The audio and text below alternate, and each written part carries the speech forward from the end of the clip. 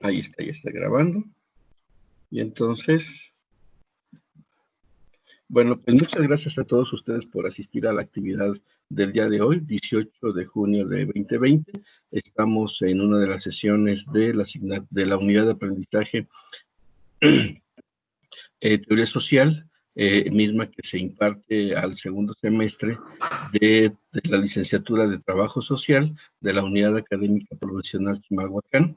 Y bueno, en esta ocasión nos corresponde escuchar la exposición del equipo de Lucía. Estaremos hablando acerca de la llamada Escuela de los Anales. Ya saben que al final de la exposición, finalmente yo también hago algunas precisiones pues digamos que me parece que permitirían tener una visión global de la exposición y bueno, pues también estoy a sus órdenes durante la misma.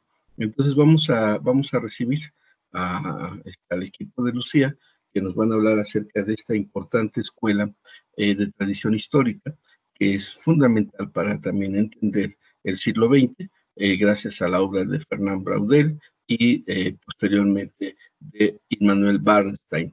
Entonces, bueno, pues comenzamos.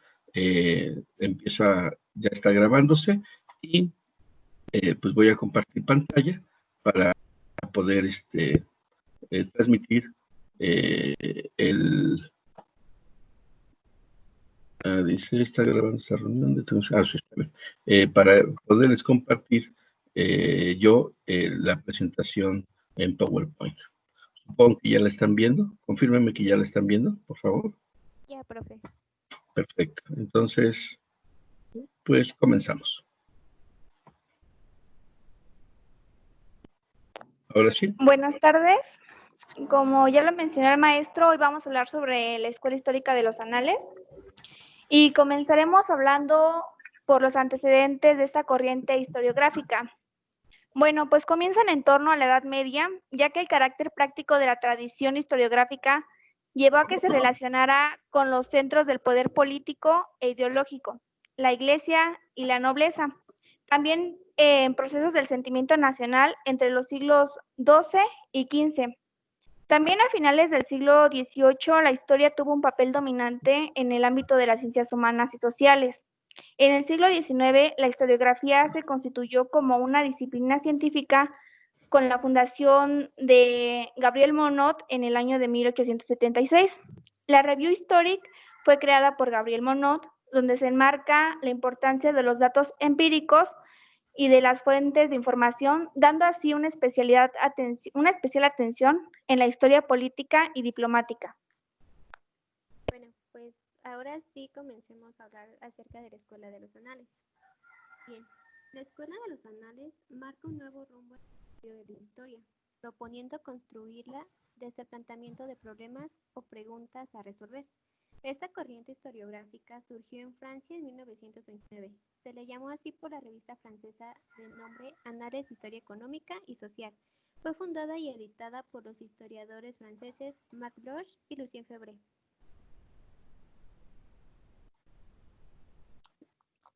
La revista comenzó en Estrasburgo para luego trasladarse a Francia, donde fue renombrada en varias ocasiones. Los temas cubiertos por la revista son diversos. Bloch y Febvre, a través de su revista, criticaron los fundamentos del positivismo. Voy a hacer un pequeño paréntesis aquí en el positivismo. Ya lo habíamos visto y pues nos dice que el positivismo es una corriente filosófica que afirma que todo conocimiento deriva de alguna manera a la experiencia, la cual se puede respaldar por medio del método científico. Por lo tanto, rechaza cualquier conocimiento previo a la experiencia.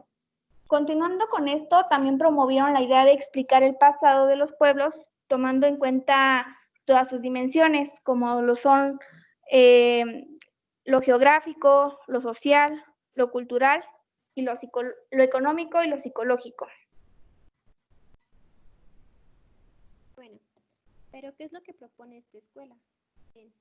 Marc Bloch y Lucien Febvre consideran que el historiador, al escribir sobre el pasado, no lo reproducen fielmente, sino que lo interpretan partiendo de sus propios conceptos y subjetividad. De esta manera, la Escuela de los Anales propone que la historia no es el relato de hechos aislados, ni se interesa por acontecimientos de individuos como protagonistas, sino que la explica a partir de los grandes fenómenos colectivos y procesos que afectan a grupos sociales. Oye, disculpa, ¿podrías hablar un poco más alto porque sí te escuchas bajita? Ah, ok, sí está bien, profe. Le voy a ¿Sí? subir volumen. Ándale, ahora sí ya te escuché mejor. Ok, sí, gracias. Le Profe, cambio, ustedes díganme porque yo, este, yo, sí, ¿le puedo adelantar 2? aquí, En la siguiente, aquí, ajá, y de ahí ya sigue. ¿Le puede cambiar a ujú, la siguiente, por favor? por supuesto, ahí está. Gracias. Bien, ahora vamos a ver la historia enfocada desde otras ciencias. Bueno, Marc Bloch y Lucien Febvre nos dicen que el objeto de conocimiento no es el individuo, sino la sociedad. Desde esta perspectiva, la ciencia de la historia debe recurrir al conocimiento desarrollado por otras ciencias, como lo es en economía, la antropología, la geografía, la sociología, psicología, entre otras.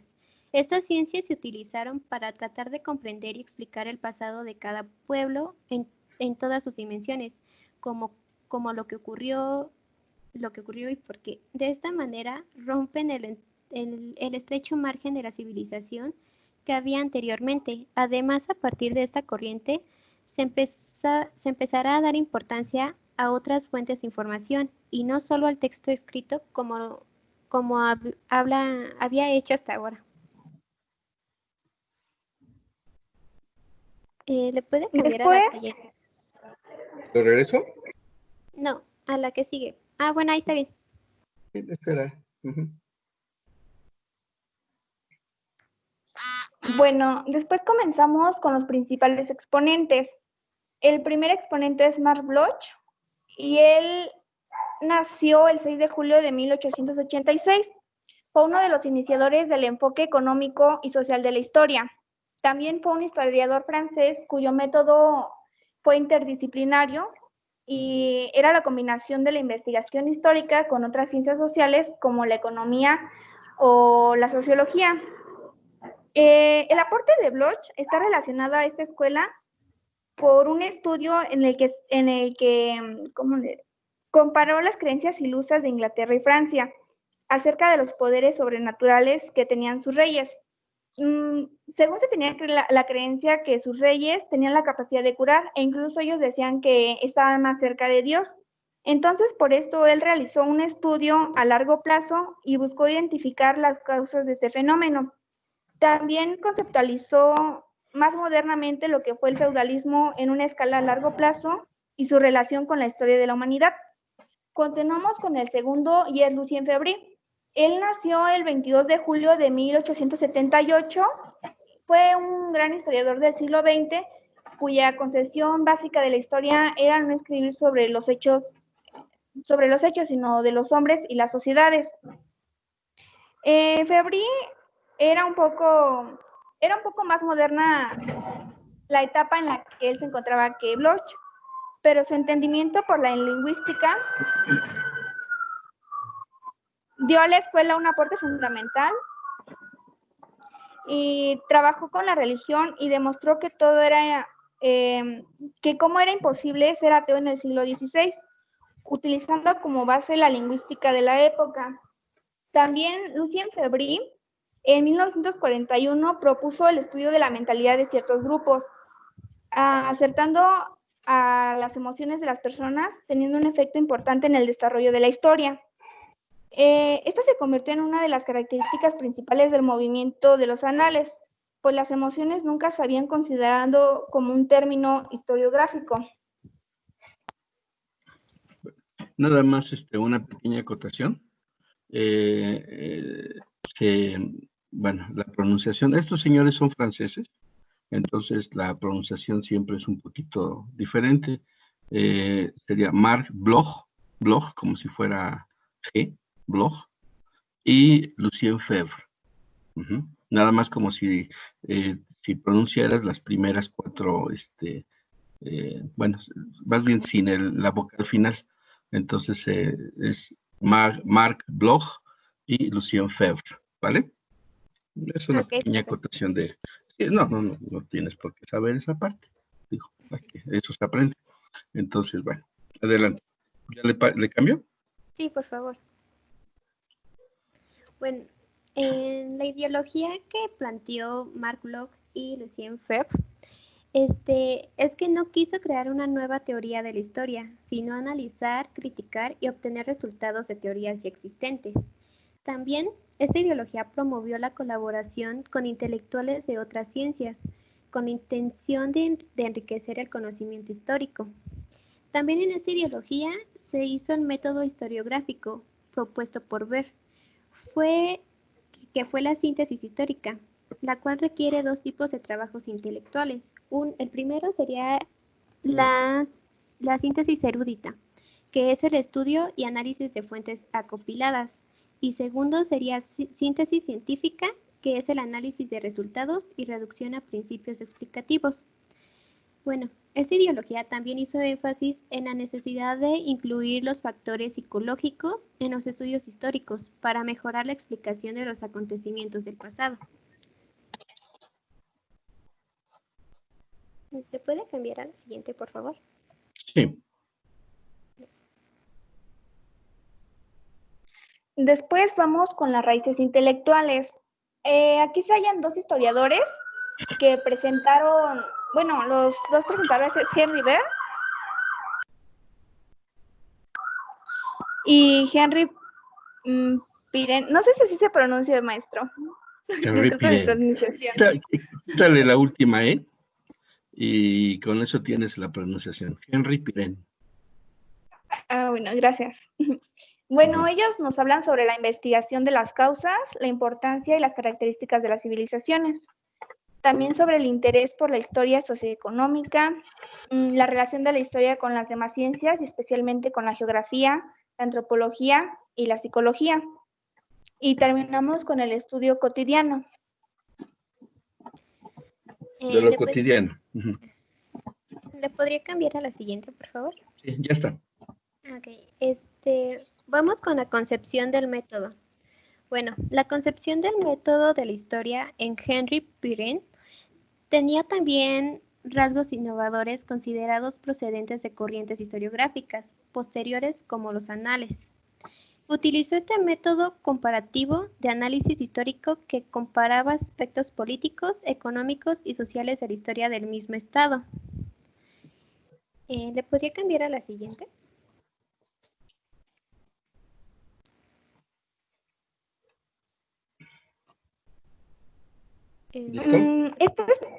Sí, gracias. Esta escuela contaba con 4 generaciones. La primera generación se extiende desde 1929 a 1956. Sus representantes son Marc Bloch y Lucien Febvre. En esta etapa tratan de rehusar la historia superficial y simplista. Estas eran ideas demasiado elementales. Se detiene en la superficie de los acontecimientos, buscando una historia vinculada a las estructuras, a lo social y económico. Todo esto tomará como objeto de estudio a la sociedad en su conjunto. La labor editorial de esta etapa se vio frenada por la Segunda Guerra Mundial, durante la cual murió Bloch, quedando solo frente. Es que maestro, disculpe. Sí, recuerda que es Bloch. Bloch. Ay, es que dije la nota mejor. Bloch. Bueno, y Feb solo al frente de la revista, quien trabajó hasta su muerte. Después de esto continuamos con las obras más importantes de esta primera generación. Y la primera obra es la Apología para la Historia o el Oficio del Historiador. Esto nos habla un poco sobre, más bien, ¿cuál fue el objetivo de Bloch? Bueno, pues esto lo escribió en los años 40 y fue para reflexionar sobre los métodos de la historia, como la constatación a la historia historizante de los positivistas de esa época. Prácticamente era como un debate metodológico o intelectual. La siguiente obra se llama Combates por la Historia y esta es una antología de artículos en el que el autor realizó un análisis crítico a las distintas formas de hacer y entender la historia que ha ido encontrando a lo largo de su vida. También el autor reivindicó la colaboración entre historiadores y ciencias humanas. ¿Le puede cambiar a la siguiente, por favor? Sí. Bueno, en la segunda generación tenemos que se extiende a partir de 1956 a 1968. Y los líderes de esta generación fueron Fernand Braudel, Charles Morais, no sé cómo se pronuncia. Mores, Ok. como si fuera Mores. Ok. Robert Mandro. Y bueno, tenemos por Fernand Braudel, que fue un historiador francés que revolucionó la historiografía del siglo XX al considerar los efectos de la economía y la geografía en la historia total. Y él fue discípulo de Febre. Febre. Y Charles es un historiador y político francés que ha contribuido en gran medida al desarrollo e institucionalización de las humanidades en Francia. Robert Monroe fue un historiador francés, uno de los miembros de la Escuela de Annales y el secretario de su diario Annales d'Histoire économique et sociale. Ándale, es bien bonito el francés. Ok. ¿Le puede cambiar a la siguiente? ¿Sí? Bueno, en este periodo se innovó en el campo de la historia al introducir la explicación de los hechos históricos, las duraciones. Estas duraciones se dividen en tres. Tenemos la larga duración, que entraría a la historia estructural, la cual hace referencia a la geohistoria y a la relación del hombre con el medio que lo rodea. En la segunda duración sería la media, la cual es la historia coyuntural, que hace referencia a la estructura social de los destinos colectivos y movimientos de conjunto. Tenemos también la corta duración, en la cual entraría la historia episódica, la cual hace referencia a los acontecimientos, la política y los hombres. Bueno, en esta etapa se destacan como obras importantes El Mediterráneo y el mundo mediterráneo en tiempos de Felipe II, la cual esta es una de las obras más importantes del siglo XX. En ella, Braudel manifiesta su teoría de los tiempos diferenciados o larga duración. La relevancia consiste en que tres duraciones entrecruzan vertical y horizontalmente, de forma que el sujeto experimenta la reconstrucción del hecho histórico y lo hace simultáneamente en tres niveles. También tenemos la obra Civilización Material y Capitalismo de los siglos XV a XVIII. Bueno, Lucien Febvre había pedido a Fernand Braudel que abordara una historia material de Occidente en 1952, y esta obra tomó una escala inesperada y publicó el primer volumen en 1967, pero no fue hasta 1979 que finalmente aparecen los siglos del 15 al 18. ¿Le podría cambiar a la siguiente, profe, por favor?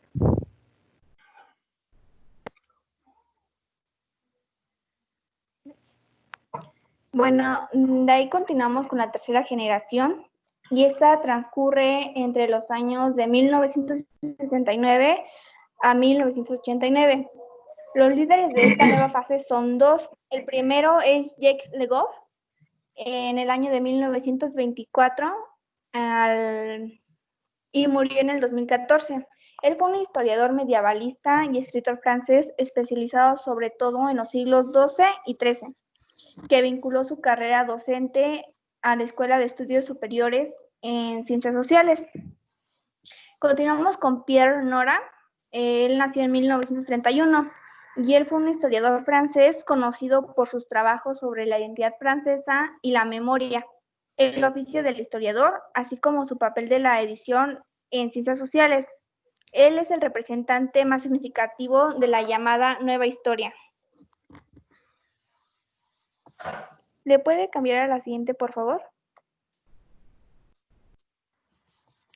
Esta nueva fase está orientada a un público más amplio, donde se implementa la presencia académica y social y el interés por estudiar la cultura. Fruto de esta tercera generación es la acuñación de la expresión nueva historia, con el propósito de resaltar una nueva perspectiva historiográfica basada en el análisis de las mentalidades en tiempos largos, utilizando métodos de la antropología. ¿Le puede cambiar a la siguiente, por favor? Las obras más importantes de esta tercera generación la primera son los intelectuales de la Edad Media. Y aquí fue el inicio, bueno, más bien nos plasma el inicio de estudios sobre los profesionales del pensamiento y la enseñanza en los últimos medios. El historiador francés los denominaba intelectuales. El término se proponía desplazar la atención de la investigación de las ideas a los hombres. Y como segunda obra tenemos Héroes, Maravillas y Leyendas de la Edad Media. Esta es una iconografía medieval que se caracteriza por ignorar las fronteras entre lo natural y lo sobrenatural, entre el mundo terrenal y el más allá, y por abarcar un amplio espacio geográfico. Esta historia del imaginario es también una historia de largos recorridos. ¿Me puede cambiar a la siguiente, por favor? Bueno, tenemos la cuarta y última generación. Bueno, tenemos que esta se inicia a partir de 1989 hasta la actualidad y su principal representante es Roger Chartier, el cual es un historiador especializado en historia del libro y en las ciencias literarias, profesor de la Universidad de Pensilvania y del Colegio de Francia. Bueno, en esta etapa surge a raíz de acontecimientos como la caída del muro de Berlín en 1989 y la disolución del telón de acero. Promovieron la aparición de importantes movimientos sociales que generaron entre los historiadores la necesidad de revisar los paradigmas historiográficos vigentes en busca de explicaciones. ¿Le podría cambiar a la siguiente? Por otra parte, las críticas que cuestionaban la utilidad del análisis de las mentalidades para explicar los problemas históricos también llevaron a los representantes de los anales a buscar nuevas vías historiográficas. Voy a mencionar algunos rasgos más importantes de esta última generación. Bueno, es el abandono de la historia de las mentalidades, la revisión de los planteamientos de las dos primeras generaciones, propuesta de una historia social de las prácticas culturales o de una nueva historia cultural de lo social, así como también la interconexión de la cultura con su entorno socioeconómico y la atención por la metodología historiográfica, buscando el debate sobre temas como la síntesis histórica, la historia pobre, el método comparativo o la historia interpretativa. Bueno, en esta última generación destacamos la obra importante El mundo como representación, historia cultural entre práctica y representación, de Roger Chartier y Alain Bourbon. No sé cómo se pronuncia. Bueno, tenemos... Alhambro. Ok, Alhambro. Ok, en esta obra es el intento de recuperación de los primeros y segundos anales un giro frente a la antropología histórica a favor de una historización y un relanzamiento de la historia social y económica. ¿Le podría cambiar a la siguiente?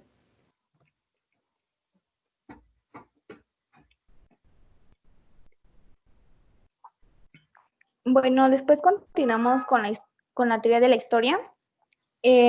Aquí se va acumulando todos estos impulsos y líneas de ruptura con el modelo dominante, a la vez dotándolos de una nueva estructura global y coherente, con bases epistemológicas renovadas y encuadradas. Dentro de un proyecto colectivo, se construyó una verdadera revolución en la teoría de la historia representada por los anales, que sustituyó a la preeminencia positivista y a la hegemonía historiográfica del mundo germanoparlante por un nuevo dominio historiográfico, ahora francés, nucleado en torno al esquema analista y destinado a conquistar progresivamente a los medios historiográficos de Francia, Europa y luego del mundo occidental. Esta revolución antipositivista, académica y de clara impronta francesa representó simultáneamente el registro de una historia más profunda. Bueno, para concluir, les voy a mencionar los paradigmas como se los había mencionado en la cuarta generación. Y tenemos 4 paradigmas dentro de esta. La primera sería subcrítica a la historia tradicional, que hoy vuelve por sus fueros con una inusitada fuerza en la investigación y en la enseñanza de la historia. La segunda sería su ejemplo como escuela historiográfica, con 60 años de organización colectiva, creación de instituciones, intervención pública e innovación permanente. La tercera sería su propuesta por una historia total, concepto de origen marxista, pero difundido por Anales. Y por último, su poco academista definición del oficio del historiador, como un profesional que tiene que servir como investigador y docente a los hombres de su tiempo. Y Lucía.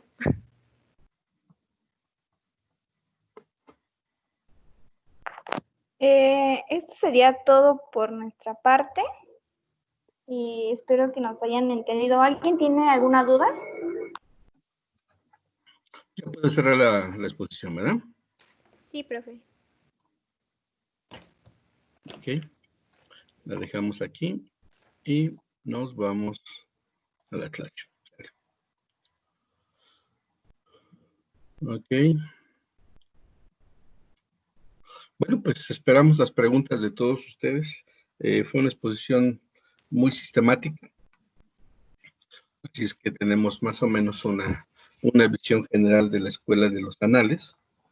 Si se dan cuenta, en realidad, la historia de la Escuela de los Anales está constituida por la revista. En una de las diapositivas que presentaron las compañeras, ahorita la busco, hay una carátula de la revista, aquí está. Esta era la revista, ¿sí? Y esta revista tuvo, digamos, cuatro generaciones, 4 directores, o más bien 4 etapas, y en esas etapas, bueno, fueron caracterizados por algunos autores. No significa que ellos sean los únicos, pero sí fueron los más importantes, los que fueron marcando la línea de lo que es esta línea editorial y línea de investigación que generó esta revista en Francia, la Escuela de los Anales, ¿no? Entonces, es muy interesante esto, pero bueno, pues regresamos a la clase y bueno, espero preguntas.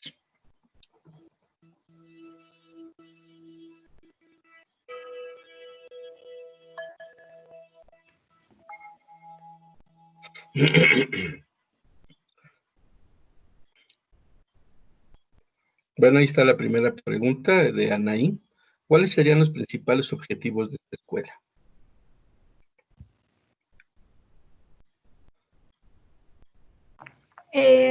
Respondiendo a tu pregunta, en mi punto de opinión, creo que era terminar con una especialidad y promover la interdisciplinaridad entre otras ciencias, no solamente de una, sino de varias, yo creo que para enriquecer el conocimiento y así poder ir conociendo, pues que sea más vasto nuestro conocimiento a través de otras ciencias. No sé si te respondí. Y también podría ser bueno, uno de sus objetivos podría ser que buscaba aproximar a la historia a las demás ciencias humanas y, ¿cómo sería? Y pasar de los debates teóricos a las realizaciones concretas. Yo creo que esos serían los principales objetivos de esta escuela. No sé si te respondí o me entendiste. Anaí.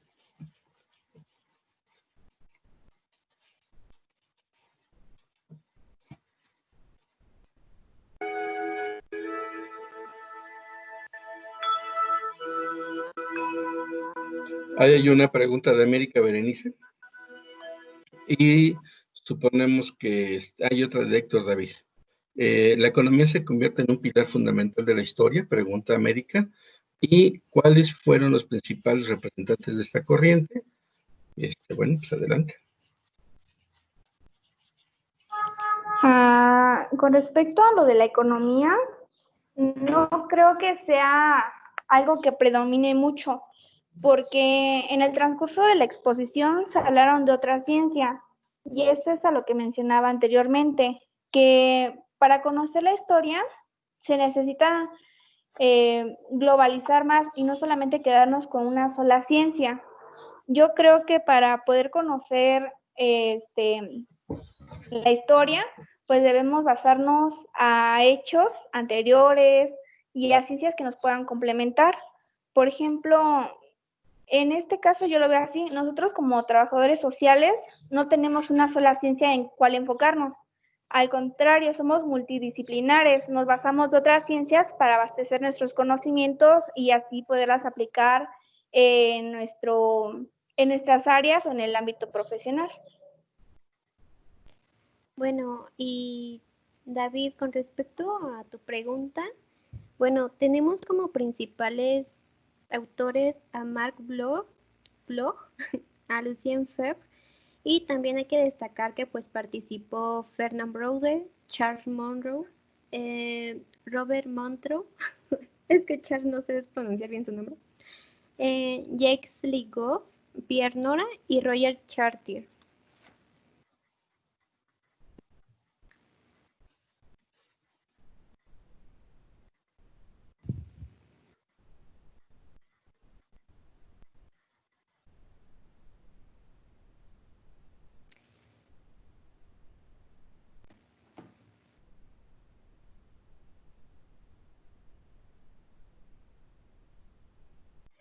Dice, ¿qué diferencia existe entre las dos corrientes positivas, entre las dos corrientes positiva y la de los anales?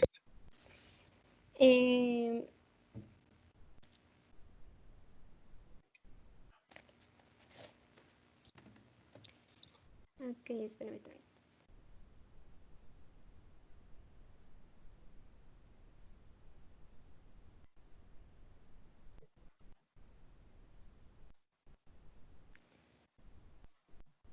Ok, la principal diferencia radica en el objeto de estudio de la historia, ya que pues la positivista plantea el pasado como primordial y la de los anales no. Esta pretende estudiar el pasado y el presente, así como del hombre.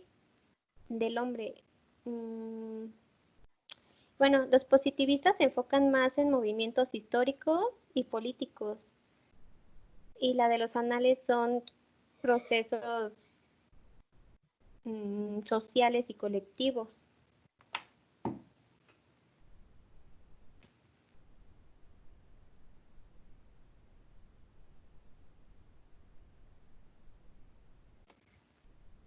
No sé si me expliqué. Más o menos, pero a ver, aquí hay otras preguntas.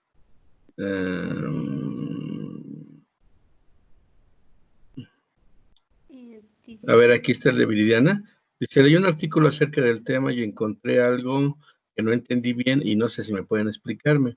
Dice, en el siglo XX se establecieron los perfiles definitivos generales de esta corriente, pero no sé a qué se refiere. Se refieren más que nada a todos los proyectos innovadores que se afirmaron a lo largo y ancho del espacio europeo. Y se podría decir que, que fueron deudores directos de uno más. Estos más bien se definieron centralmente en relación a los anales, como por ejemplo lo social y lo colectivo. Lucía, ¿me podrías ayudar con la respuesta, por favor? ¿Me pueden repetir la pregunta? Sí, a ver, Viridiana dice, leí un artículo acerca del tema y encontré algo que no entendí bien y no sé si me puedan explicar. Dice, en el siglo XX se establecieron los perfiles definitivos generales de esta corriente, pero no sé a qué se refiere. Bueno, realmente no es tan difícil, Viridiana, digo, para no meterlos en broncas al equipo. Lo que está diciendo es que esta escuela es una escuela del siglo XX, o sea, no tiene sus antecedentes más del siglo XIX, empezarían quizá con Marx, la historiografía de Marx, pero como bien nos los plantearon los compañeros, Ernst Bloch, que era de corriente de extracción marxista, y Lucien Febvre, él no era marxista, pero finalmente tenía una formación en la historiografía marxista, pues van de algún modo vinculados, ¿no? Pero realmente es una escuela del siglo XX y los perfiles definitivos se dan precisamente a partir de Fernand Braudel. Es decir, a partir de Fernand Braudel podemos decir, se le da un sentido tanto de concepto como de teoría, como de concepción de la historia a esta escuela. Entonces, pues básicamente, la parte medular, la parte más sólida de esta escuela va a estar en el periodo en el periodo de Braudel y de algunos de sus seguidores, que si bien es cierto, no aparecen en la exposición que nos dieron las compañeras, voy a hablar ahorita de eso, son importantes porque son los que le van a tratar de encontrar precisamente la vinculación entre la historia, la geografía, la economía, la cultura. Esa combinación realmente es el perfil más importante de la Escuela de los Anales. Ahorita voy a explicar, porque hay muchas corrientes sobre estudio de la historia, pero normalmente se quedaban en los estudios, digamos, historiográficos, es decir, lo que encontraban en los documentos, o dos, se dedicaban al historicismo, es decir, a la descripción de los individuos y sus grandes hazañas. Lo que hace Bloch, inspirado en la historiografía marxista, lo que hace Febvre, también inspirado en la misma historiografía marxista, va a ser tratar de entender los grandes fenómenos históricos, las grandes etapas históricas, en ciclos largos, para tratar de entender qué pasó, qué procesos hubo ahí, tanto de carácter geográfico como de carácter económico, como de carácter cultural, para poder entender un acontecimiento histórico. Y esa es la parte más importante de la escuela de los anales, ¿no? Entonces, digamos que con eso contestaríamos tu pregunta, Viviana. Ahora, Cedric nos pregunta, ¿y cómo se puede dividir el tiempo según Braudel? Bueno, Braudel dividió a la historia en tres periodos. El tiempo geográfico, el tiempo social y el tiempo individual. Pero, sin embargo, aseguró que esos tres tiempos se encontraban unidos y se complementaban el uno al otro para dar una forma concreta a la historia. Y también hizo otra pregunta que me decía, bueno, dice ahí qué significa anales. Y bueno, respecto a la pregunta, viene del plural anal. Esta palabra se deriva del latín y se compone de voces en esta lengua, tales como el analis, que viene del anus, la cual quiere decir año, o más el sufijo al, y hace referencia a lo relativo. ¿Sí me entendió? ¿Me entendieron?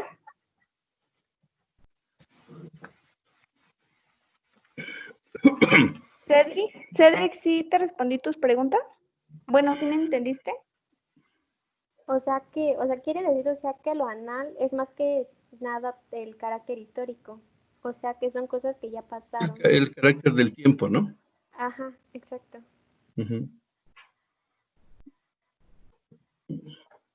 a nosotros nos parece una palabra muy vinculada a la expresión ano, pero nada que ver, ¿eh?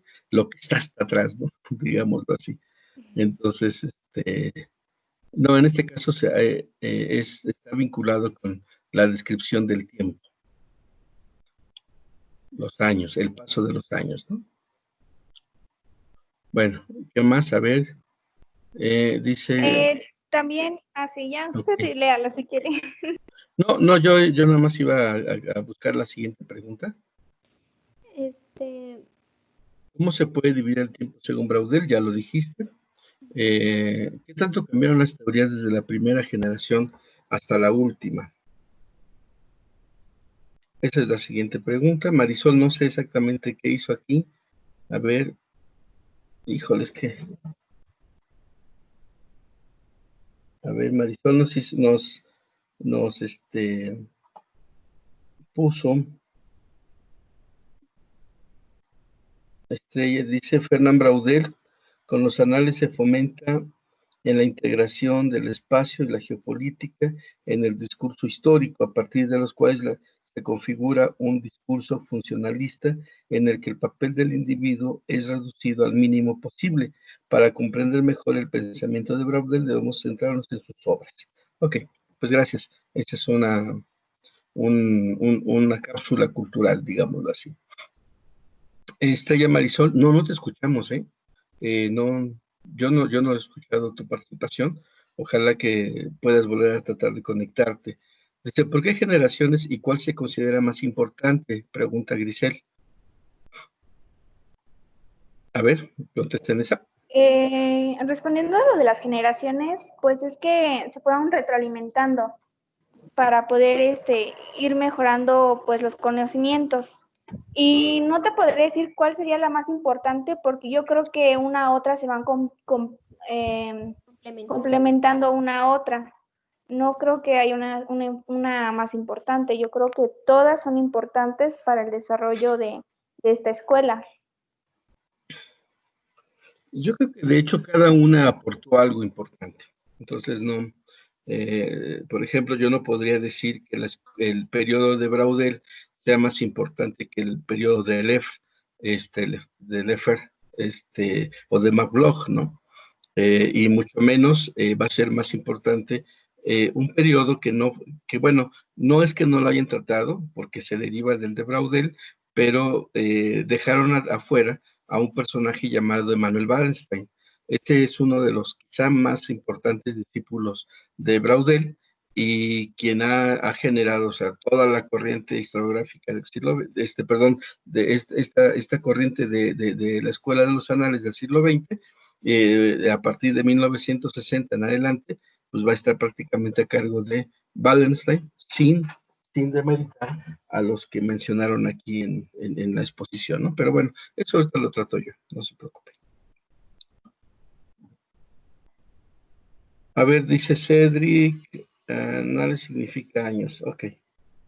El aporte de Braudel es la integración del espacio en la geopolítica, en el discurso. Ya no los puso bien. Es que los había puesto con unas letras muy, muy raras, muy feas. Aquí está, es exactamente lo que ya habíamos leído de Estrella. Gracias, Estrella, por esta aportación. Luego, Grisel, hay generaciones porque cambiaron las teorías sociales. En sí, la más importante sería la última, porque una reconceptualización de las anteriores, a mi parecer, pues es la construcción de las mismas. Sí cambiaron las generaciones, pero no cambiaron mucho las teorías. Recuerden que finalmente estamos hablando de la historia de una revista de investigación histórica. Y lo que vamos a encontrar son así como que 4 periodos en los cuales cada uno de los autores trató de indagar los aspectos más importantes que en aquel momento ellos consideraban. Consideren el caso de Lefebvre. Él, por ejemplo, consideraba el aspecto de las emociones como una parte importante de de la realidad social. Creo que eso incluso por acá lo pusieron. No, bueno, lo dijeron más bien, el caso de Febre, ¿sí? Él hablaba, él cuando investigaba algún personaje histórico, trataba de ir hasta el punto de tratar de descifrar si había aspectos tanto coyunturales como de largo alcance, pero también los que van directamente vinculados con los individuos, como los aspectos emocionales. Febre tiene un texto muy bonito, déjenme lo busco aquí ahorita rápido. ¿Dónde está? ¿Dónde está? Donde aborda la biografía de Martín Lutero, el gran reformador protestante, y hace unas descripciones acerca de su personalidad muy, muy importantes, sin olvidar el aspecto eh, digamos, histórico, se concentra mucho en este aspecto de la personalidad. Él piensa que sí, nuestras emociones, nuestras propias condiciones, nos dan pues digamos, una importancia en el evento histórico. Pero si nos vamos nosotros, si nos vamos, aquí está Lucía Febre, aquí está el libro que les estoy comentando. Si nos vamos ya a los últimos representantes, entre ellos Immanuel Wallenstein, el individuo queda de pronto desdibujado. A Wallenstein le interesan los grandes procesos, no las reacciones de los individuos. Entonces, aunque sí hay pequeños cambios, el sentido va a ser casi el mismo, y ahorita se los voy a explicar. Bueno, en este libro de Martín Lutero, Un destino, escrito por Lucien Febvre, hay una construcción muy, muy padre de este personaje que estamos mencionando. Y, por ejemplo, por aquí está, nada más les voy a leer un pequeño pedacito para que entiendan la importancia de las emociones, ¿no? Está hablando acerca de la biografía de Martín Lutero y dice así: el 17 de julio de 1505 por la mañana, un joven laico trasponía la puerta del convento de los agustinos de Erfurt. Tenía 22 años, se llamaba Martín Lutero. Sordo a las objeciones de sus amigos, que ya entreveían para él como coronamiento de estudios universitarios bien empezados alguna carrera temporal lucrativa, venía a buscar en el claustro un refugio contra los males y los peligros del siglo. El acontecimiento era trivial, no interesaba al parecer más que al aspirante al noviciado, a sus parientes, a algunos amigos de condición modesta. No contendía nada en germen más que la reforma luterana. El hábito que ese joven inquieto y atormentado quería llevar, el hábito de tosca lana de los eremitas agustinos, debía abandonarlo un día y cambiarlo por el atuendo de profesor. Sin duda, pero si Martín Lutero no se hubiera revestido de ese hábito despreciado por los burgueses prácticos, si no hubiera vivido en el convento durante cerca de 15 años, si no hubiera hecho la experiencia personal y dolorosa de la vida monástica, no hubiera sido Martín Lutero.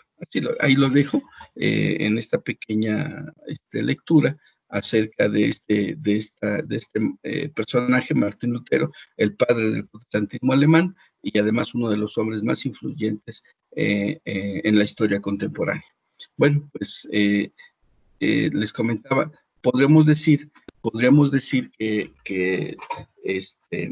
cada etapa tuvo una especie de énfasis, pero no significa que haya cambiado la visión más importante, y la visión más importante, lo comentaba yo hace rato, era precisamente el de, uno, la interdisciplina, y dos, la cuestión de tener que pensar en análisis históricos de distintas duraciones, la larga duración, la media duración o la corta duración, que nos lleva también a tres diferentes formas de abordarlo. Los estudios de larga duración estudiarán las estructuras históricas, los de media duración estudiarán las coyunturas y la corta duración estudiarán los episodios, como el caso que acabamos de ver de Martín Lutero. Es una situación episódica, pero después poco a poco la van a ir, Febre va a irla subiendo hacia un aspecto coyuntural y por supuesto a un aspecto estructural. Ahorita lo explicamos con mayor detenimiento. Bueno, esa fue la respuesta a Grisel, digo a Marisol, a Estrella. No, más bien esto es lo que preguntó Grisel. Y sí, en efecto, muy bien. A mí tampoco me quedó muy claro los anales. Lo que entiendes es que es una especie de registros históricos en donde aparecen ciertos acontecimientos que ya pasaron. Pues sí, por supuesto. Si son históricos, ya pasaron. Y por supuesto, si tiene que ver con el tiempo, con esos registros históricos, pues estamos hablando de los anales. Dice Axel, es una corriente que trata de indagar los hechos de manera profunda, pues a diferencia de la corriente positivista, que era muy superficial, pretendió explicar de manera subjetiva con múltiples fuentes hechos sociales colectivos, pues según los autores nosotros concebíamos la historia de manera errónea y era mejor comprender a la sociedad desde otros enfoques, por ello la historia se volvió multidisciplinar. Bien, muy bien. Entonces, bueno, ahí está.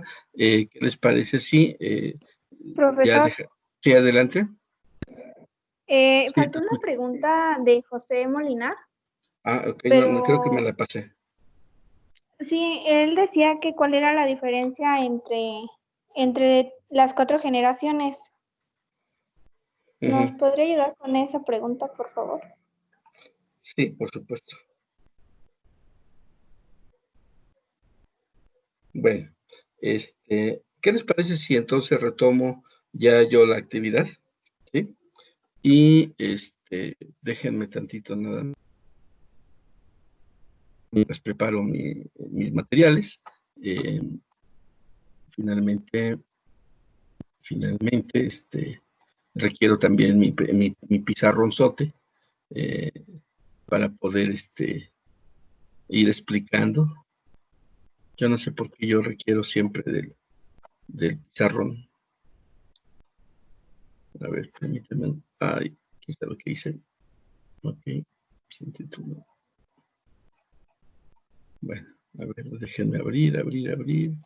Recientes. Segunda parte del siglo XX. Es que no quiero cambiar de archivo. Hemos estado haciendo pequeñas notas de cada una de las escuelas, algunas como la anterior, así como que muy, muy elaboradas, o como la de la escuela, la exposición que vimos acerca de los sistemas sociales, específicamente de la tarea de Parsons, y ahorita pues déjenme trabajar una nueva pizarra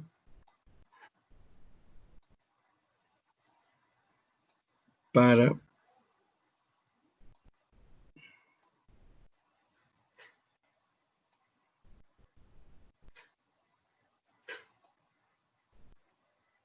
esta exposición. Bien, ahí está.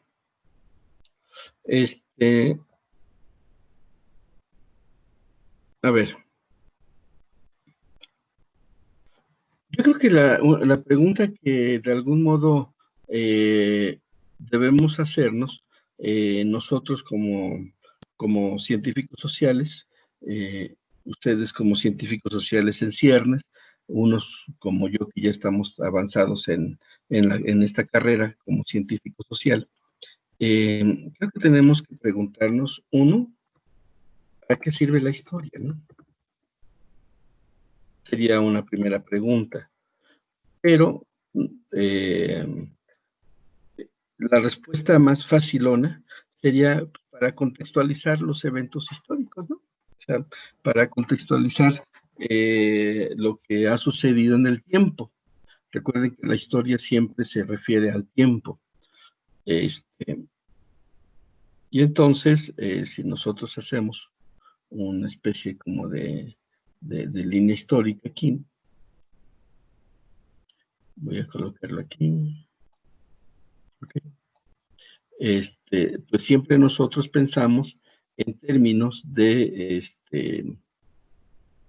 siempre nosotros pensamos en términos de un punto histórico, el presente. Cuando pensamos en el tiempo que adviene, le llamamos futuro, pero el futuro siempre será una probabilidad. Y cuando pensamos en lo que sucede, lo que sucedió, pensamos en el pasado,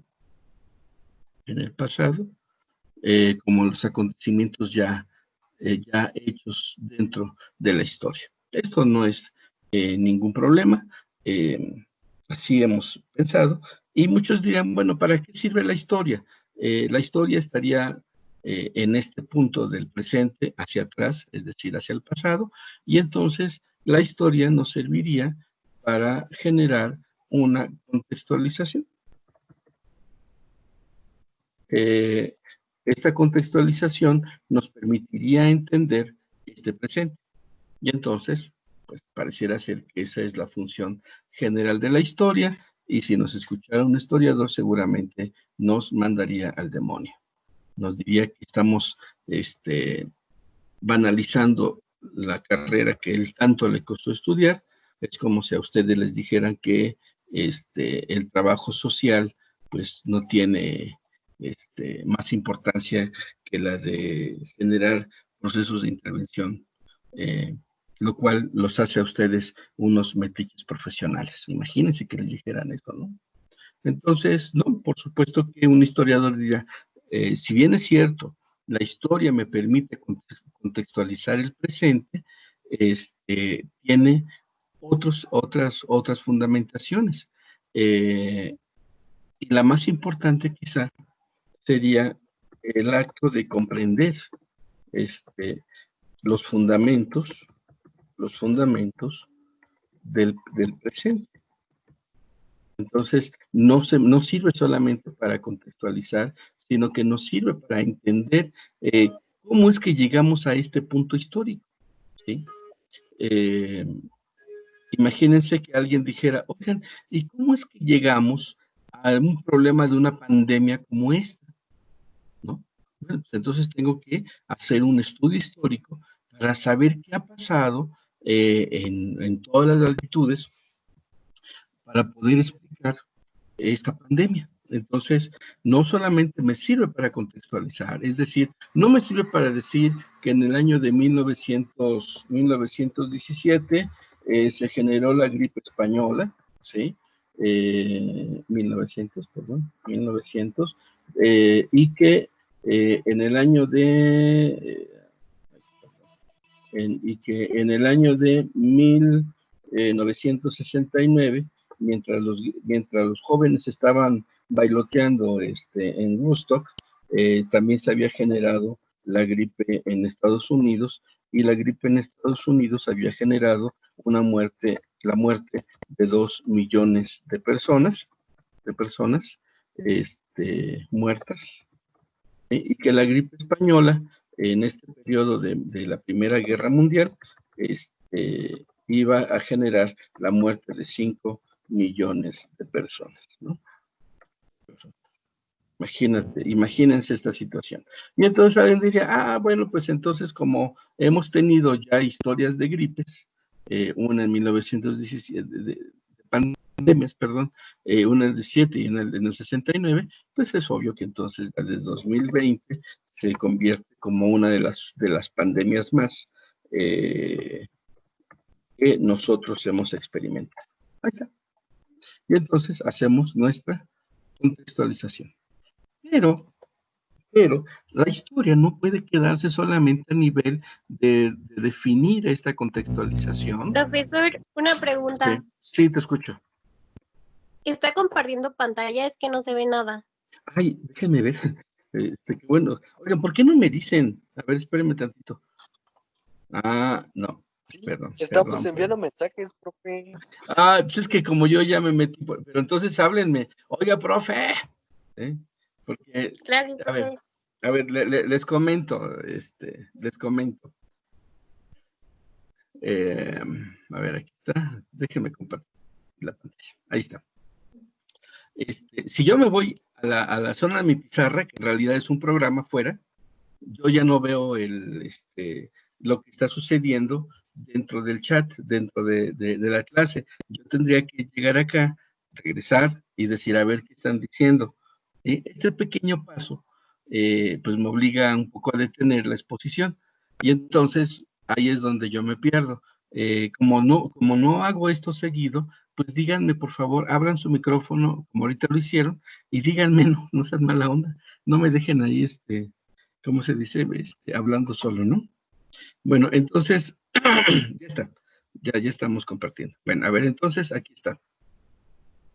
Yo les decía que para nosotros que nos dedicamos a las ciencias sociales, una de las preguntas más importantes es precisamente para qué sirve la historia. Y hay distintos enfoques. Uno de esos enfoques dirá, bueno, pues nos sirve para contextualizar el presente. Entonces, lo que está sucediendo acá seguramente tuvo alguna repercusión en el pasado y a lo mejor pudiéramos nosotros entender ese pasado, con este presente, a partir de estos principios, de estas contextualizaciones. Y entonces yo les decía, bueno, si nos vamos así, podríamos nosotros a partir del COVID-19, que es nuestro presente en este momento, al grado de que estamos dando clase en línea y, y estamos manteniendo esta dinámica en línea. Alguien diría, bueno, pues mira, en realidad el COVID-19 es una de las tantas pandemias que ha sufrido el ser humano y bueno, como ejemplo te ponemos la gripe de 1969 en Estados Unidos, que mató a 2 millones de personas, y la gripe la gripe española de 1917, en el proceso de la Primera Guerra Mundial, que generó la muerte de 5 millones de personas. Y entonces uno diría, pues mira, contextualizamos, aquí está el COVID, y entonces es una de las tantas manifestaciones que tenemos dentro de esta historia del choque que hay entre los organismos patógenos y el organismo humano. ¿Sí? Esta es una forma de visualizar la historia, pero no es la más correcta. La forma que yo les acabo de dar es la forma más cercana al positivismo. El positivismo trata a partir de hechos objetivos, por ejemplo, si se puede documentar la gripe española, si se puede documentar la gripe en Estados Unidos, aunque esta pasó casi desapercibida. Posteriormente, investigaciones más cercanas han hablado de que, si bien es cierto, pasó desapercibida, la muerte de 2 millones de personas en Estados Unidos por esta gripe, pues ya lo habla como uno de los elementos epidémicos más importantes en América. Y si se puede estudiar esto, por supuesto que se puede estudiar objetivamente. ¿Cómo? A través de documentos, ¿no? Documentos históricos, libros, reportes clínicos, etcétera, etcétera. Entonces, el positivismo se quedaría en este intento de contextualizar a partir de la fundamentación historiográfica. Esto de la historiografía, gráfica. ¿Qué es esto de la historiografía? Pues no es otra cosa más que la historia que se deriva de los documentos históricos. Entonces, bueno, pues ahí tenemos una forma de entender la historia. Pero, precisamente, la llamada Escuela de los Anales se va a levantar en contra de esta idea. para la Escuela de los Anales, la contextualización, por supuesto que es importante, pero no es suficiente para poder comprender los fundamentos históricos de este presente. Es decir, para entender el COVID-19 no basta con decir que es una de las tantas enfermedades que han generado condiciones de letalidad en la historia del ser humano, sino que tendríamos que entender los fundamentos históricos de este proceso. Y entonces, aquí viene la parte, digamos, importante. A ver, lo voy a bajar porque aquí está. Ok, y aquí entonces viene la parte importante. ¿Qué fundamentos debo yo de tener para poder entender este presente, o incluso cualquier punto del pasado? Bueno, lo primero que ellos dicen es, no basta la historiografía, no bastan los documentos históricos, tenemos que tratar de tener una, como lo dijo hace rato la compañera, una visión, ay, se me fue la palabra, una visión interdisciplinar. Y en efecto, una de las cosas que tiene, por ejemplo, el trabajo social es que es una disciplina interdisciplinar. Parece una contradicción, ¿no? Es decir, para ellos, para poder comprender este punto, o cualquier otro punto, no importa, pero bueno, nosotros estamos pensando en el presente, necesitaríamos de las herramientas de la geografía, porque los eventos históricos se dan en regiones específicas, de la economía, porque los eventos históricos se dan en procesos económicos bien definidos, ¿sí? La política, porque los eventos históricos se generan a través de decisiones de carácter político muy definidos, ¿sí? La cultura, porque todos los eventos históricos de algún modo suceden dentro de un campo de significación, y entonces cuando nosotros pensamos en esto, ya no estamos hablando de cualquier visión, estamos hablando de toda una construcción teórica que nos va a permitir entender este momento. Bueno, este momento. Se me fue un poquito de lado la flechita. ¿Sí? Que nos va a permitir entonces entender este momento. Claro, si tú quisieras entender este momento, aquí, supongamos la Revolución Francesa, también tendrías que aplicar una visión interdisciplinar, porque la Revolución Francesa, a ver, permítanme tantito, ahí está, porque la Revolución Francesa, pues también es un acontecimiento que para explicar se requiere también de esta visión disciplinar, ¿sí? Digamos que esta metodología nos sirve para entender cualquier punto de la historia, pero a nosotros nos interesa entender el momento, el presente, a partir de esa visión interdisciplinar. Bueno, esta es la primera situación. Ahora, ¿cómo hacerlo? Es decir, ¿cómo generar esta visión interdisciplinar? Las compañeras nos hablaban de varias ciencias aquí, y son estas, aquí está, la economía, la geografía, la sociología, la psicología, la antropología, la demografía, la ciencia política y la estadística, ¿sí?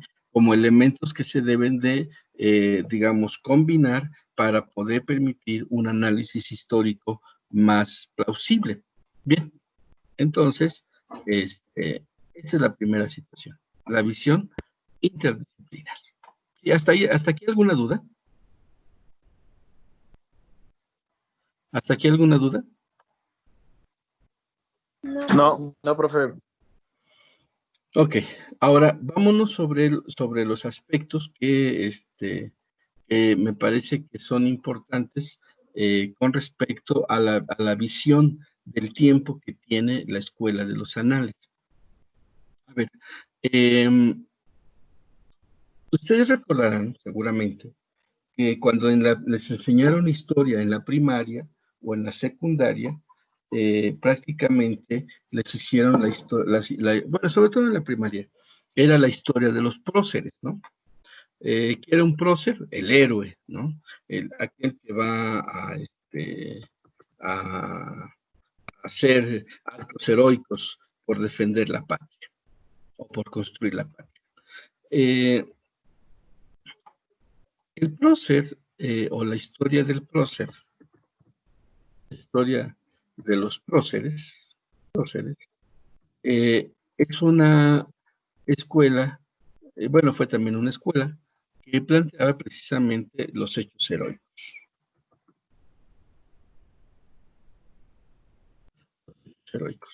Y así nos han enseñado la historia a nosotros. Seguramente en la escuela ustedes les dijeron, les hablaron de los padres de la patria, Hidalgo, Morelos, y seguramente si el maestro era bueno, por supuesto, a lo mejor hasta se emocionaron cuando el Pipi la iba con su piedra ahí, para cubrirse, para cubrirse de las balas, mientras iba y encendía fuego a la puerta de la alhóndiga de granaditas para poder entrar y destruir en la última fortaleza del gobierno, del gobierno virreinal, y darle paso a los grandes insurgentes que le dieron patria a nuestro país, ¿no? A lo mejor hasta se emocionaron.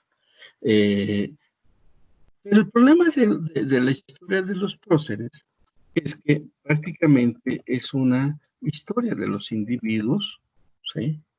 Pero además ni siquiera es la historia del individuo, digamos, de la manera más objetiva, sino una historia de los individuos que les podemos llamar individuos ficción, ¿sí? Todos eran valientes, todos eran heroicos, todos eran guapos, ¿no? Todos eran aguerridos y todos daban su vida por la patria, ¿no? Los traidores nunca matan, diría una de las frases de Justo Sierra, ¿no? Bueno, pues esta visión que nos han enseñado, por supuesto que tiene muchas limitaciones.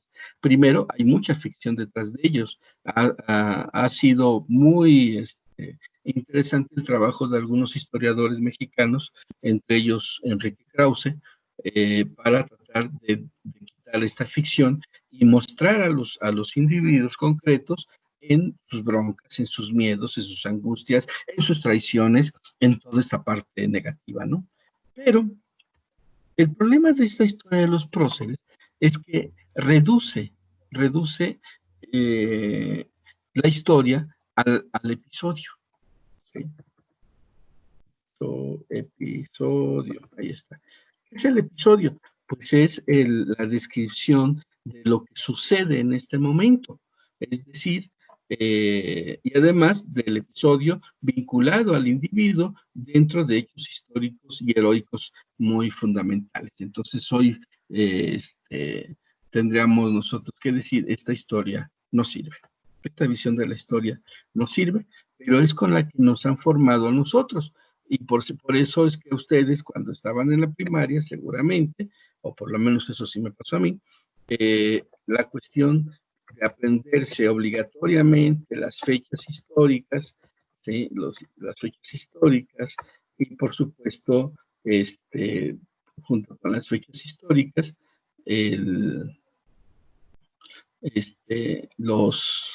las grandes, quién sabe qué pasa aquí. Listo.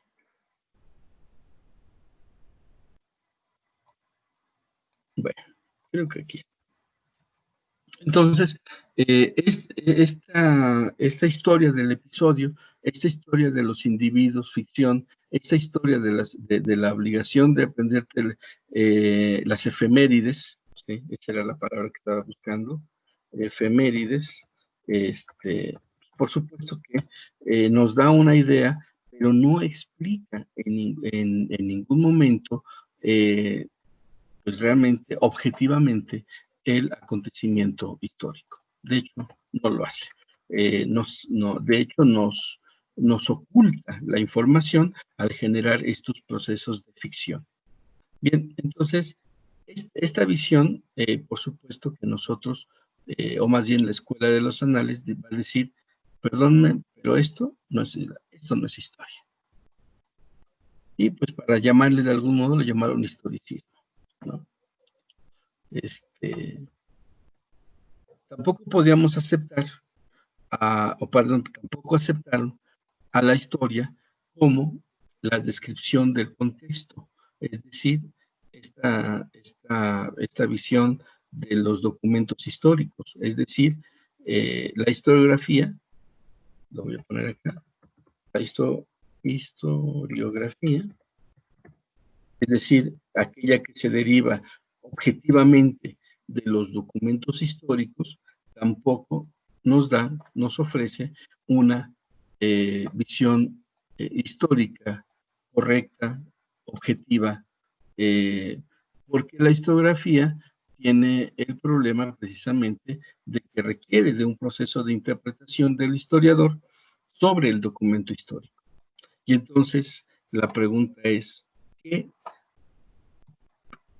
si pudiera ser la historia, ¿no? Es decir, ¿qué visión de la historia tenemos que suponer que debemos de investigar? Y aquí quiero solamente recordar que hay una visión global de la historia a partir de Marx. O sea, hay una deuda de la Escuela de los Anales a la visión global de la historia en Marx. Si ustedes recuerdan, porque eso sí lo vimos cuando vimos a Marx, Marx pensaba que para entender el sistema capitalista, para entender el capitalismo, aquí lo voy a poner, para entender el capitalismo, había que entender la historia hacia atrás, es decir, la historia de los modos de producción que existieron antes y que de algún modo dieron sentido al desarrollo de este capitalismo y, por supuesto, cómo se fueron hilvanando en el tiempo para dar sentido al desarrollo del capitalismo. Y recordarán ustedes que para Marx el cambio que se da, voy a ponerlo de otro color,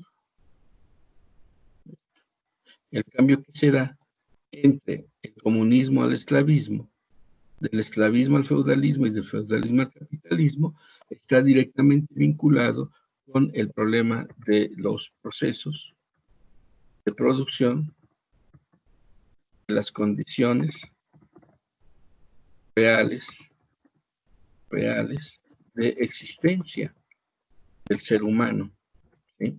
Y entonces, prácticamente la historia en Marx es la historia de cómo los hombres se han organizado para producir sus condiciones reales de existencia y obviamente dentro de esto la historia de la propiedad privada o de los regímenes de la propiedad privada.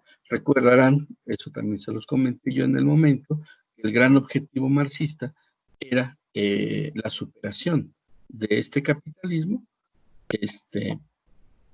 y la llegada del famoso socialismo, ¿no? Y el comunismo científico. Entonces, la idea marxista era pues, entender cómo el capitalismo sería trascendido a partir de las contradicciones que se dan por la propiedad privada de los medios de producción y cómo estos podían llegar a brevar a un modo de producción diferente, donde la distribución fuera más justa y esto pues, nos llevaría después a la creación del comunismo científico.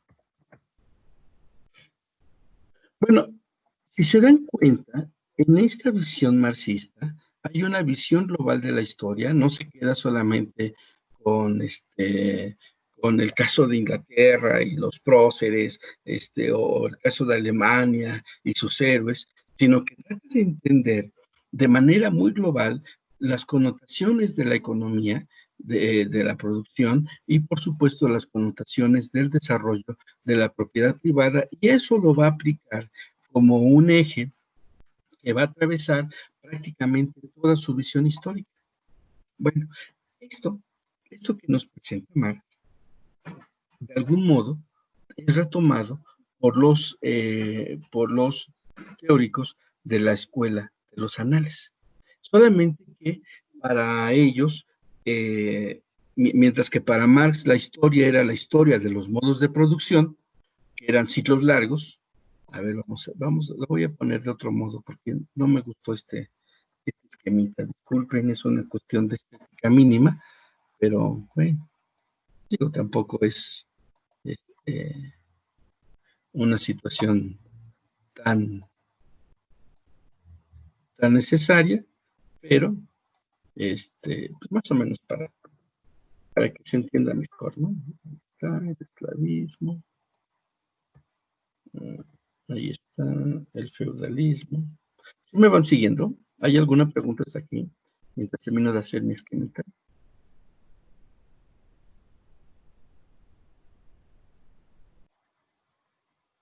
Niños, ¿hay alguien ahí o estoy hablando al Sí, sí aire? estamos aquí. Sí, lo vamos siguiendo. Sí, estamos viendo su presentación. Es que se siente muy feo. Bueno. Disculpe. Sí. Bueno, ok, entonces les decía yo, para Marx, estos son periodos largos, es decir, ciclos largos. Por supuesto que no son ciclos definidos de tiempo. ¿Cuánto duró el comunismo primitivo? Ni siquiera lo sabemos. ¿Sí? Porque el comunismo primitivo sería de las primeras formas de organización humana. Algunos dirían que prácticamente fue del 10.000 antes de Cristo,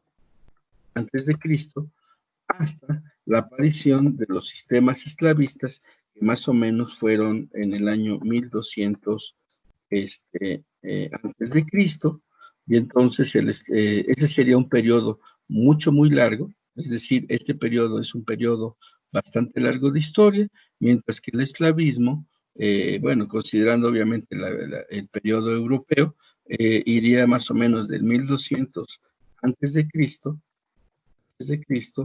hasta la aparición del feudalismo, que se generó en el siglo V después de Cristo, es un periodo de, bueno, 500 años después de Cristo. Es un periodo largo, si se dan cuenta, 1200, 1700 años, y el feudalismo, que duró del siglo V, es decir, del siglo V, voy a ponerlo por siglos, duró del siglo V, ay Dios, siglo V al XV, ¿sí? Y luego el desarrollo del capitalismo, que va prácticamente del siglo XV al siglo. Entonces, ¿qué es lo que encontramos en esta visión de Marx? Pues precisamente la idea de que las grandes construcciones históricas son de largo alcance, ¿sí? Y ni siquiera podemos definir exactamente de manera muy precisa la duración de cada uno de estos periodos. Bueno, esta idea de la visión global y de los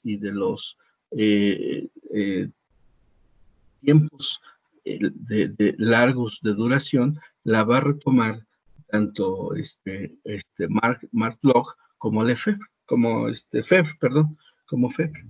Y solamente que ellos van a hablar de que para poder nosotros entender un momento histórico. Déjame, aquí lo voy a colocar. Voy a poner una línea de diferenciación para que veamos que este es otra parte. Ahí está. Ahí está.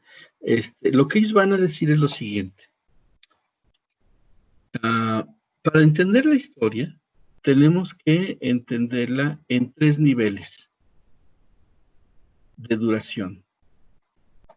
Ellos llaman los acontecimientos de larga duración.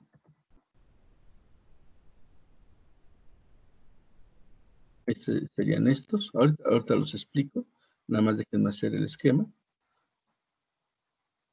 Los acontecimientos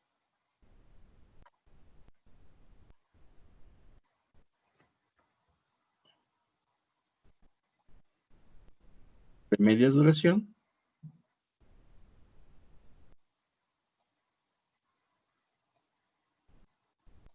¿Sí? Y obviamente, bueno, dejen cambiarlo de color para que se distinga. Vamos a ponerlo así. Y estos son los de duración media.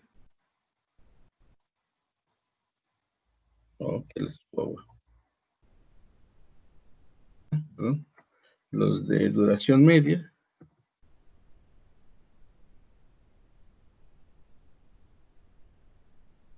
Son estos. Y luego también encontraremos los de duración corta. Es decir, los que se les va a considerar como episódicos. Ahí está. Vamos a cambiarle también el color. Ahí está. Y entonces los de duración corta. Okay. Supongamos nosotros, ahí está, así sería.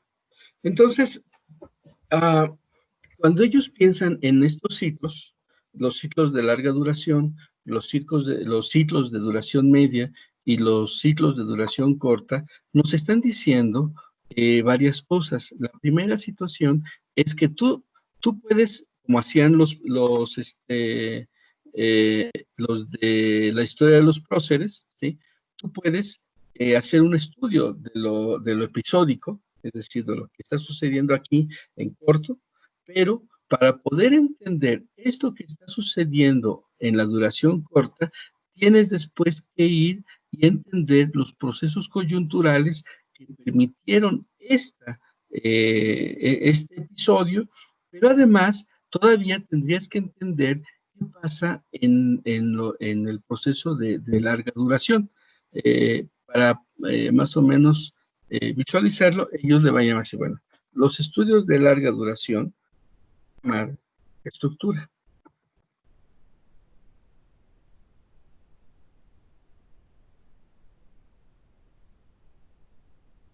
Los de media duración, ellos le van a llamar coyuntura. Y esto apréndanselo porque lo vamos a estar, lo vamos a estar trabajando bastante cuando tengamos que revisar algún aspecto histórico. Y luego, los de corta duración, que son los de episodio. Vamos a ponerle aquí los episódicos, ¿sí? O situacionales. Ahí está.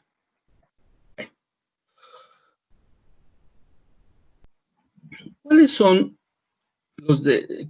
los acontecimientos históricos de estructura? ¿Cuáles son los acontecimientos históricos de coyuntura? ¿Y cuáles son los acontecimientos históricos episódicos o situacionales? Si se dan cuenta, en realidad eso tiene que ver con las largas duración.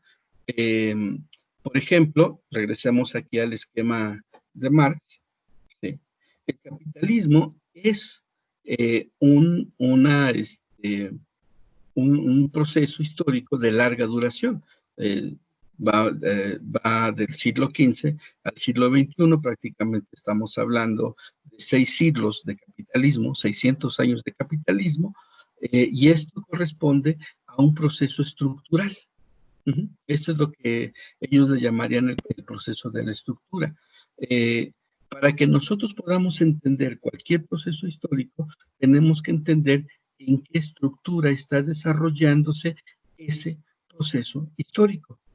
Si quisiéramos entender, por ejemplo, el nacimiento de la Inquisición, tendríamos que decir, bueno, el nacimiento de la Inquisición, que fue un episodio de la historia de las religiones, se da dentro de una estructura. ¿Y cuál es la estructura donde se mueve ese episodio? Pues obviamente el feudalismo.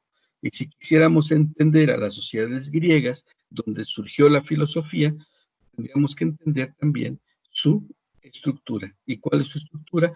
Este sistema de propiedad, este sistema de producción que nosotros, bueno, que el marxismo le llamaría esclavismo.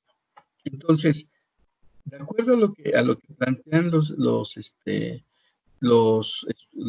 teóricos de la escuela de los anales, cuando uno quiere hacer un estudio particular, episódico, uno debe considerar los elementos de larga duración, es decir, en qué sistema económico, en qué sistema geopolítico se desenvuelve este proceso, y también tendríamos que considerar en qué elementos de coyuntura se realizan. ¿Qué es esto de la coyuntura? No es tan difícil, pero digámoslo así. A ver.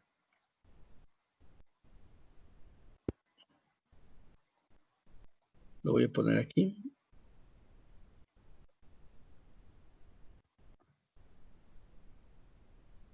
Voy a generar aquí. Otro por acá. Y otro por acá.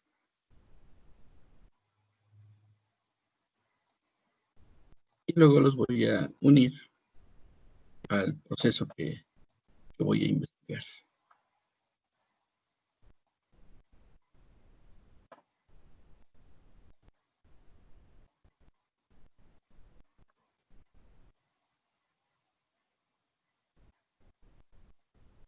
Ay, era la línea, no brocha. Ahí está. Bueno, ahí está.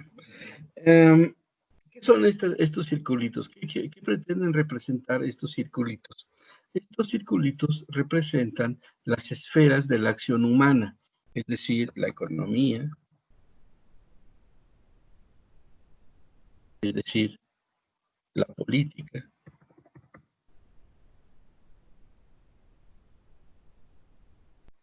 es decir, lo social, lo religioso, etcétera, etcétera, lo cultural, los acontecimientos que de orden cultural, político, económico, social, claro, hay más, están determinando en este episodio de corta duración. ¿Sí? Ahora bien, estos elementos coyunturales, ¿de dónde salen? Bueno, salen precisamente de los elementos de la estructura. Es decir, la estructura, esta esfera más grande, se va a entender precisamente porque esta estructura, déjenme cambiar aquí el color para que no sea igual. Ahí está.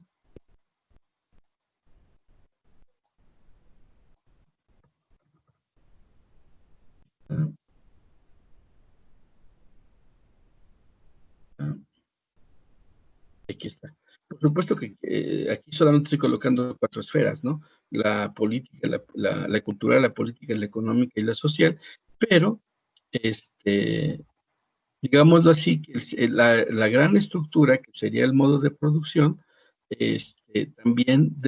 también se explica bajo principios de cultura,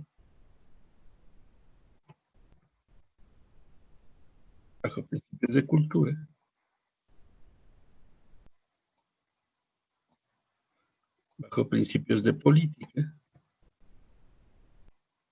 bajo principios económicos y también bajo principios sociales, digamos por decirlo así.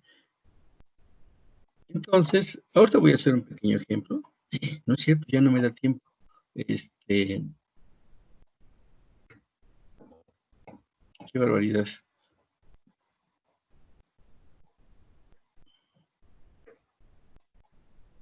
Ahí está. Ahí está. Ahí está. Y ahí está. Bueno, entonces, lo que nos está diciendo este pequeño esquema es que las condiciones de la estructura también son grandes condiciones sociales de largo alcance, económicos de largo alcance, políticos de largo alcance y culturales de largo alcance. Mientras que hay aspectos coyunturales que, aunque también puedan tener esta connotación, se derivan y se desprenden de esta connotación estructural que va a afectar en los elementos particulares. A ver, me voy a la clase tantito. ¿Dónde estamos? ¿Dónde estamos? Aquí está. Aquí estamos. No estoy compartiendo, sí, ¿no? Sí, profe. Sí, se está compartiendo. Bueno, aguántenme unos minutitos. ¿Tienen otra actividad ahorita?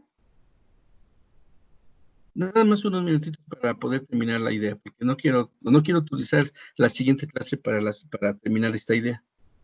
¿Sí me pueden regalar 10 minutitos? Sí, profe, está bien. Ok, perfecto. 10 minutos para terminar. Corre tiempo. Entonces, pongamos un ejemplo así, muy rápido. Si pensáramos en términos de cultura, supongamos solamente por una situación que queremos entender un evento episódico, ¿sí? Seguramente ustedes supieron que en Yucatán, una comunidad de religiosos evangélicos asesinaron, lincharon a un médico tradicional maya. ¿Se enteraron de esto?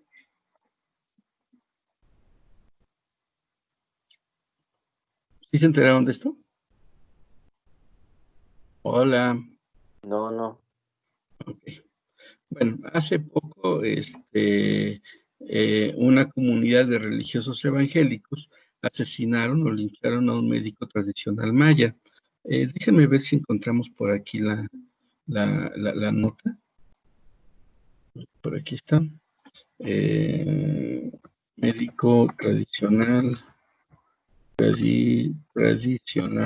maya asesinado. A ver si está por acá.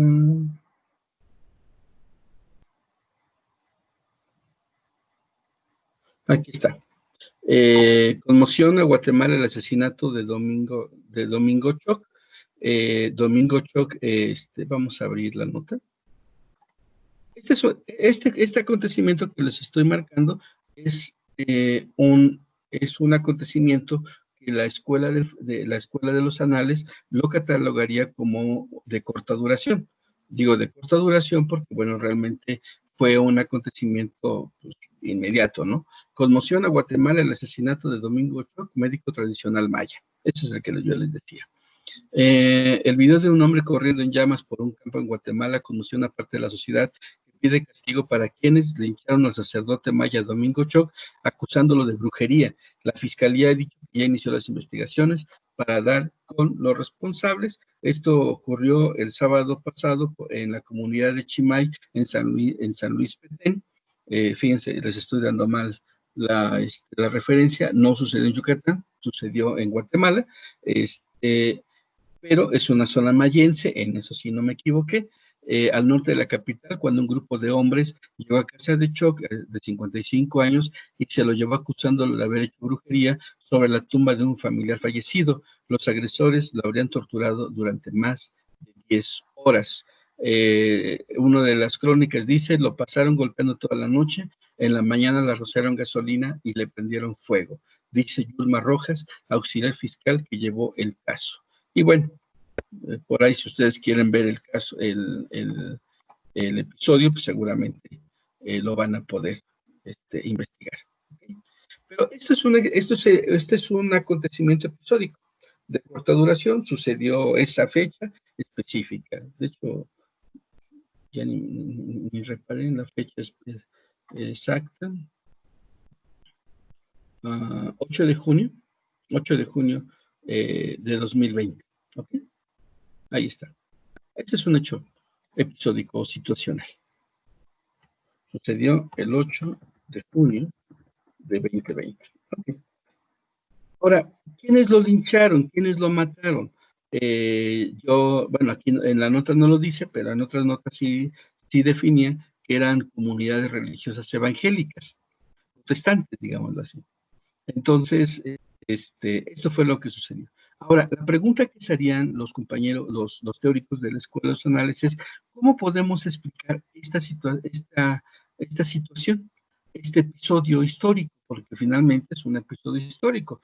Sucedió en el tiempo, sucedió en el espacio, y obviamente sucede dentro de un contexto coyuntural y obviamente sucede dentro de un proceso de larga duración. Bueno, de principio, cuando nosotros hablamos de los elementos de coyuntura, tenemos que pensar en los aspectos, tanto geográficos como económicos, como políticos, de lo que pudiera explicar esto. Y bueno, a lo mejor aquí tendríamos que definir que la región mayense, estoy hablando desde Mérida, Yucatán, perdón, no Mérida es la capital, desde Yucatán, Chiapas, Tabasco y Guatemala. Claro, realmente la zona mayense se extiende más hacia el sur, hasta Nicaragua, pero bueno, básicamente esta es la zona mayense. Fue conquistada por la Iglesia Católica durante los procesos de conquista de México. De hecho, recuerden que ellos fueron los primeros que recibieron a los españoles, ¿sí? Y además, otro acontecimiento coyuntural es que a partir de la década de 1980, esta región mayense, la región mayense, detectó un fuerte crecimiento de la población religiosa protestante. De hecho, en 1980, eso lo sé porque a mí me tocó hacer esa investigación, el crecimiento de la población protestante para la década de los 80 fue del 500%. Imagínense. Entonces, estos acontecimientos, digo, no me voy a detener más, solamente voy a marcar, son hechos de coyuntura. Explican que en esta comunidad del Petén hubiera grupos religiosos que pues, de algún modo mantienen una visión cristiana de su religiosidad. Y bueno, una de las características del cristianismo siempre va a ser la exclusión de otros saberes. ¿Sí? Bueno, estos elementos estarían de algún modo vinculados por estos eventos de duración media. Ahora, si quisiéramos nosotros entender la larga duración, bueno, tendremos que decir que todo el occidente, la sociedad occidental, por lo menos desde el siglo V, después de Cristo, se ha desarrollado bajo los lineamientos de la religiosidad cristiana.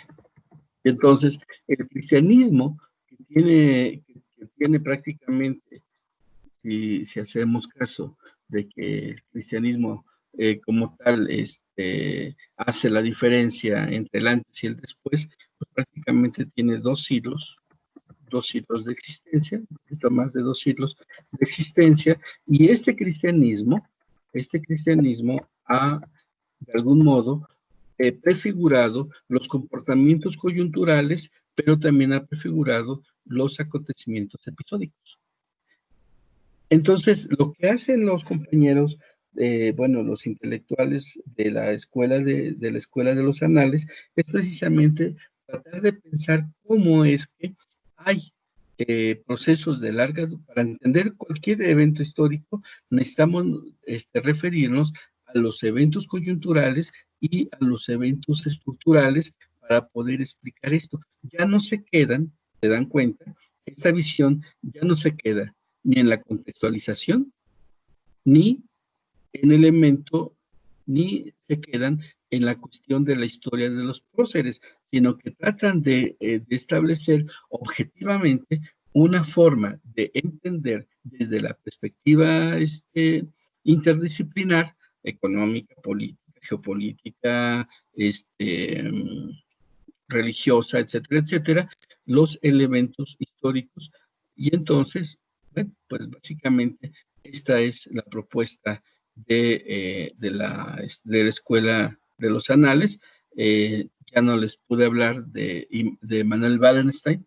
Wallenstein nos hablaría de que hay ciclos económicos, que él le llamaría los ciclos Kondratiev, para poder explicar el desarrollo de la sociedad. Pero bueno, eso lo vamos a dejar un poquito aparte, considerando que esta sería, digamos, una explicación general acerca del planteamiento de la investigación histórica que la Escuela de los Anales desarrollaría en términos generales. Por supuesto, hay cosas más particulares, pero con esto, con que ustedes se queden con una visión general de lo que sucede con esta corriente, pues me parece que sería más que suficiente. ¿Vale? Bueno, pues yo aquí lo dejaría. Sé que seguramente habrá preguntas, pero pues ya me pasé yo del tiempo de la sesión, y les agradezco mucho que pues nos hayan tenido paciencia, tanto a los compañeros del equipo como a su servidor. ¿Hay algún comentario final?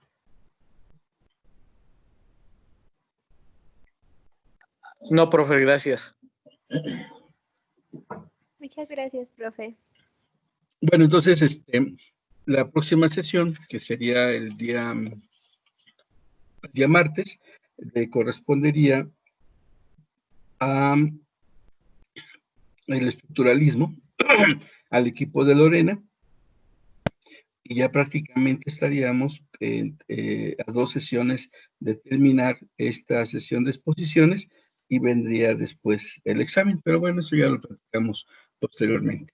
Mientras tanto, cuídense, recuerden que la pandemia sigue creciendo, no, a pesar de que se han abierto ya los semáforos en algunos lugares, eso no significa que el virus ya no esté. De hecho, al contrario, ahí está, y obviamente está latente y sigue siendo un riesgo para todos. Todavía no tenemos vacuna, y los pocos tratamientos que han empezado a surgir exitosos todavía no nos llegan a México. Entonces, síganse cuidando, por favor, sean prudentes. Recuerden que eso ha sido uno de los elementos que hemos estado tratando de repetirles constantemente. Por supuesto que sí, todos los autores que oímos hoy tienen que aparecer en este cuadernito de biografías que están haciendo, ¿eh? Entonces, pues ya son muchos, ¿eh? Hoy por lo menos aumentaron como 7, 8 autores que tienen que entrar dentro de de este trabajo biográfico que están generando ustedes. Bueno, cuídense mucho, dejo de grabar, déjenme de grabar, de tener grabación,